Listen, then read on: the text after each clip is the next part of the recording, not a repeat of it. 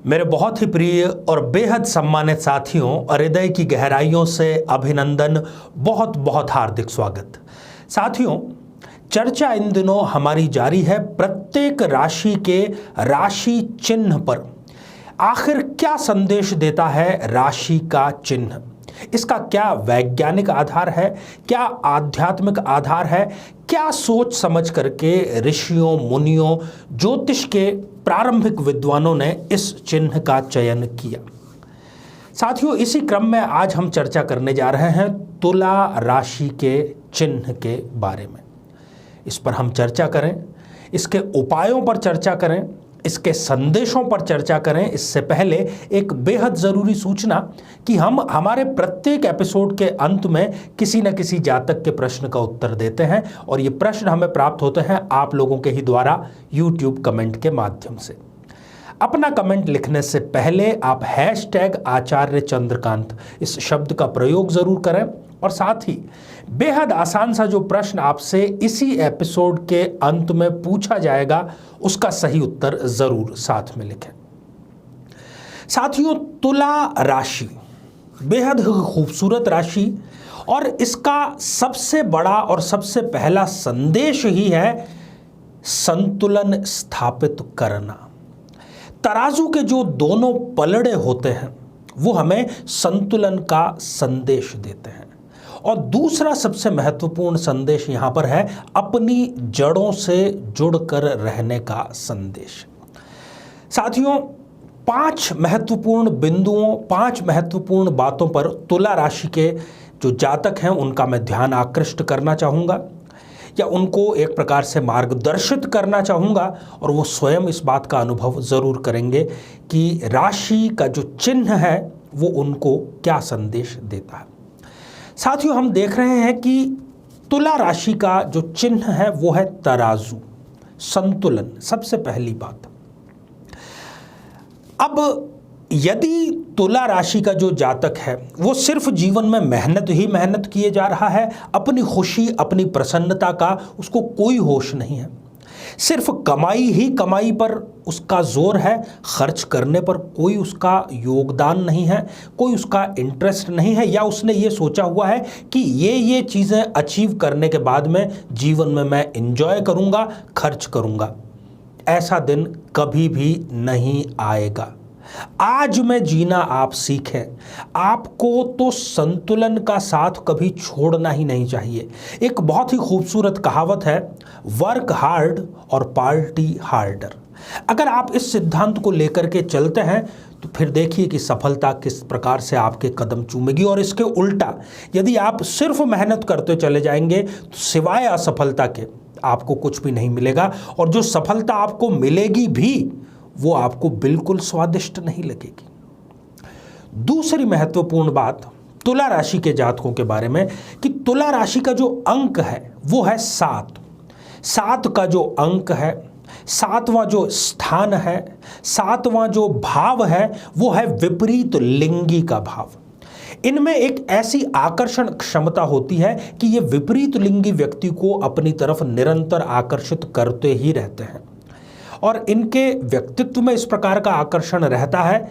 इसलिए इनको मैं ये सलाह देना चाहूँगा कि आप अपने विपरीत लिंगी व्यक्तियों पर विश्वास करने से पहले बहुत सोच समझकर पूरा उसका आकलन करें, क्योंकि यदि आप ध्यान देंगे तो आपको जीवन में, यदि आप पुरुष हैं तो पुरुषों ने इतने धोखे नहीं दिए होंगे जितने कि स्त्रियों ने दिए हैं, और यदि आप स्त्री हैं तो आपको स्त्रियों ने इतने धोखे नहीं दिए होंगे जितने कि पुरुषों ने दिए हैं।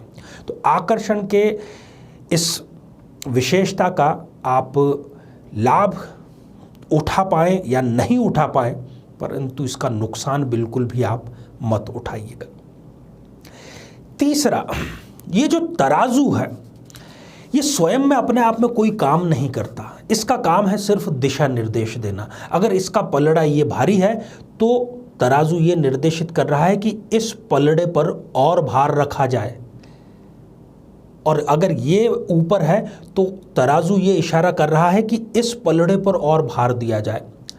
कहने का अर्थ ये है कि यदि तुला राशि का जो जातक है वो जीवन में एक अच्छा बिजनेसमैन बनना चाहता है या एक सक्सेसफुल मैनेजर बनना चाहता है तो उसको स्वयं काम करने की बजाय आदेश देकर काम कराने में ज़्यादा सामर्थ्य होनी चाहिए। नेतृत्व उसको स्वीकार करने के बजाय नेतृत्व कर्ता बनना उसके लिए ज़्यादा महत्वपूर्ण है, तभी जीवन में सफलता उनके कदम चूमेगी।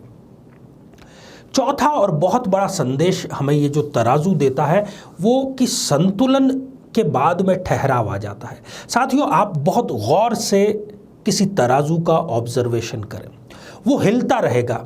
जिधर भार है वो पलड़ा नीचे और जिधर भार कम है वो पलड़ा ऊपर। इस प्रकार से वो धीरे धीरे धीरे धीरे, और जब वो संतुलन को प्राप्त कर लेगा तो वो गतिहीन हो जाएगा, ठहराव उसकी जिंदगी में आ जाएगा।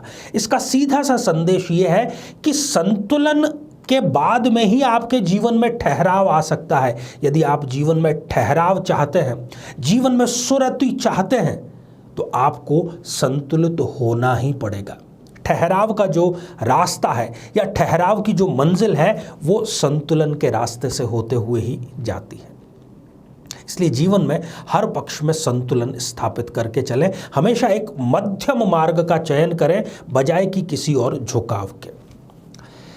पांचवी और सबसे बड़ी विशेषता तुला राशि के जातकों की ये होती है कि वो स्वयं कभी अपनी गलती नहीं मानते और बहुत ही स्मार्ट तरीके से वो अपनी गलती किसी और पर थोप देते हैं, चाहे सामने वाले को ये बात समझ में आए या ना आए। क्योंकि जो तराजू होता है, यदि तराजू ने गलत तौल किया है तो हम क्या कहते हैं? हम ये नहीं कहते कि तराजू खराब था, हम ये कहते हैं कि जो तोलने वाला है उसने कहीं ना कहीं चोरी की है। तराजू पर हम इल्ज़ाम कभी भी नहीं लगाते। इसी प्रकार से जो तुला राशि के जातक हैं वो भी आरोप प्रत्यारोप बहुत आसानी से दूसरे पर मढ़ देते हैं, तो ज़रूरत से ज़्यादा ये काम भी अच्छा नहीं है। यदि आपकी गलती है तो आप उस गलती को स्वीकार कर लें, इसी में आपका फ़ायदा है। तो साथियों, ये 5 महत्वपूर्ण बातें, 5 महत्वपूर्ण रहस्य थे तुला राशि के बारे में। आगे भी हमारी ये सिलसिला जारी रहेगा और इससे भी आगे बढ़ कर के मैं ये कहना चाहूँगा, जो कि एक हर चीज़ का एक धार्मिक और आध्यात्मिक वैदिक पक्ष होता ही है। तुला राशि के जो जातक हैं उनको माता के किसी भी रूप का आराधना ज़रूर करनी चाहिए। यदि वो माता के किसी भी रूप की आराधना नियमित रूप से करते हैं तो जीवन में उनके संकटों की संख्या अपने आप कम होती चली जाएगी। तो साथियों, आइए अब हम बढ़ते हैं आज के हमारे कमेंट के चरण की ओर। आज हमने कमेंट शामिल किया है नीरू राठी जी का, जो कि उन्होंने लिखा है दिल्ली से। नीरू जी, आपने लिखा है कि दाम्पत्य जीवन में आपके लगातार खटास बढ़ती ही जा रही है, क्या कारण है और क्या इसका समाधान है? नीरू जी, आपको अभी अष्टमेश चंद्रमा की दशा जारी है, जो कि अगले वर्ष नवंबर 2021 तक चलेगी। तो तब तक आपके दाम्पत्य जीवन में खटास बनी रह सकती है। इसके लिए आप शिव जी की आराधना अधिक से अधिक करें, हो सके तो सोमवार का व्रत भी ज़रूर रखें। तो साथियों, ये था हमारा आज का आर्य सत्य। आइए अब एक बेहद ही आसान सा प्रश्न आपसे पूछ लिया जाए। तुला राशि के जातकों का आराध्य देव या आराध्य देवी कौन सी है, या इष्ट देवी या देवता कौन से हैं? इसका जवाब आप ज़रूर दीजिएगा। साथियों, आप सभी स्वस्थ, समृद्ध और शांतिपूर्वक जीवन व्यतीत करें। नमस्कार।